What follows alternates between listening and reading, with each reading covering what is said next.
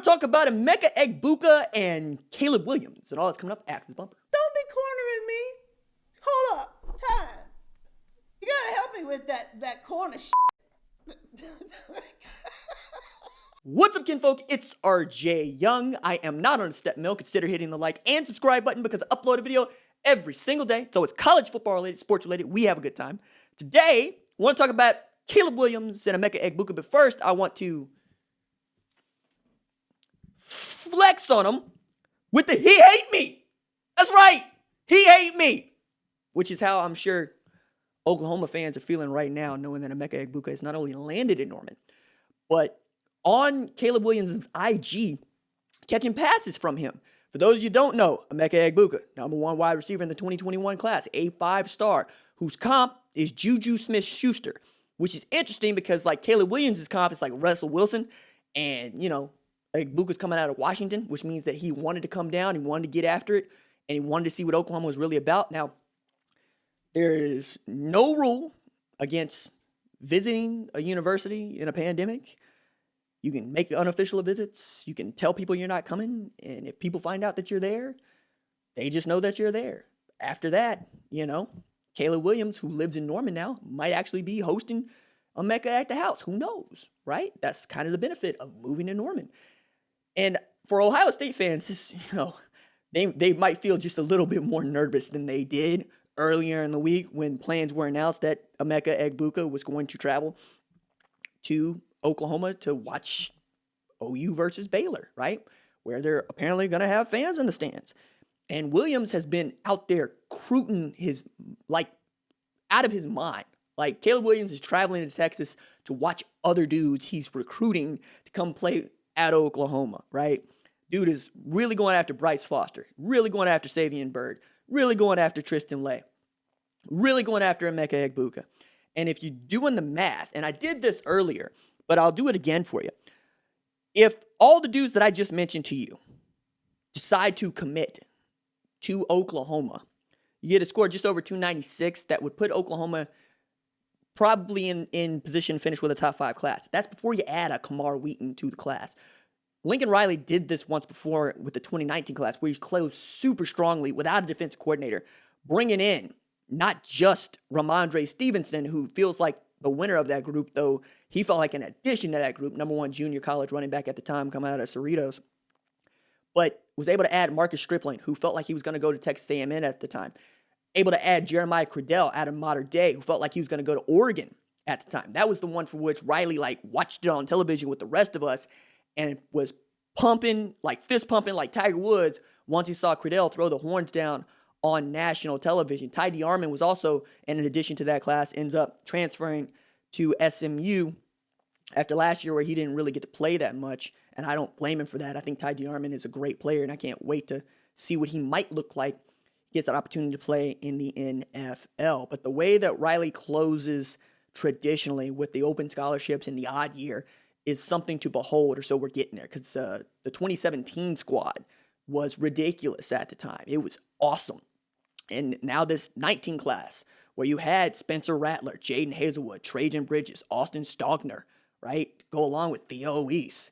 It's looking sort of ridiculous. And now this 21 class is an opportunity to look just as ridiculous and just as awesome and just as well in position to succeed, right? Because that's what you want. That's what recruiting is about. Recruiting is about the future. How good can you be? Because my contingent for the last 2 years has been, or my stance for the last 2 years has been, Oklahoma is set up for the 21 season. They're going to be elite in 21. And now that you get the opportunity for your seniors to return, should they want to, because of the pandemic, they're going to be even deeper than they could have been in that 21 season, where they're going to have all of these guys mature into their stars and their leaders in real meaningful ways. To say nothing of how the 20 class has unexpectedly been kind of awesome, starting with Marvin Mims, who usurped the guy that we all thought was going to be the third consecutive Oklahoma receiver drafted in the first round in Charleston Rambo, based entirely on a pro day that he had a couple years ago where he just absolutely showed out. Or even last year, just ridiculously showing out. It feels like 2 years ago now that, because it was just before the pandemic. shut everything down. And then add to that what you've been able to get out of the running backs. Like Seth McGowan has gotten timely carries, but I say that tongue in cheek because at one point it was just him and TJ Pledger. And at one point it was kind of like just him. And he's been the bell cow. TJ Pledger's been the bell cow. Now Ramondre's been the bell cow. Marcus Major gets another year of experience under his belt. Andrew Raymond's gotten meaningful snaps. Anton Harrison has started games at left tackle. Like the 20 class that I did not think was going to have a whole lot to say this season has actually shown up and shown out in some ways. Then you've got guys like Nick Bonito who have come of age and become one of your dominant pass rushers in a year where you needed guys to make up the slack for Ronnie Perkins and Jalen Redmond. Not so much Ronnie Perkins in the last few games, but certainly Jalen Redmond. Isaiah Thomas has burst into that spotlight and taken over. The junior college kids in Josh Ellison and Perion Winfrey have also been outstanding. The guys playing corner, they've gotten it together, right? Trey Brown was getting picked on. Need to shut that down a little bit because Trey Brown also has a tendency to make big plays in big games, right? Thinking about Texas in particular. First, the 2018 Big 12 title game with the safety on the corner blitz, and then the pick to seal it in the quadruple overtime win for Oklahoma earlier this season. Then you've had Patrick Fields continue to grow. Delarian Turner-Yell continue to grow, but also Trey Norwood being back in the fold helps Oklahoma tremendously. Drake Stoops, who's got more wins, the last 3 years in OU, Texas, than, well, it got him, than Tom Herman has got, because Tom Herman is like, 1-4 in the Red River rivalry, counting the Big 12 championship game. It's tough down there. It's tough. I did that upload a little bit earlier on. But I wanted to pop in here just to let y'all know what's really going down at Oklahoma presently and how this is all going to be really interesting to see how this plays out as the early signing period fast approaches. And I'm excited to break down what we expect to happen and what might happen when the early signing period kicks off in just a couple weeks' time. Also, want to encourage you, subscribe to the RJ Young Show YouTube channel.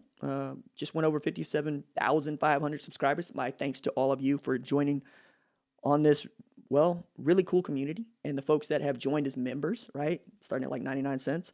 It's very cool. People invest in you is always cool. Pretty soon, I get to tell y'all some, fantastic news. Some really amazing news. And stick around for that. I can't wait for that. In the meantime, enjoy. Ride smart. He hate me. Las Vegas Outlaws. Stand up. Doses.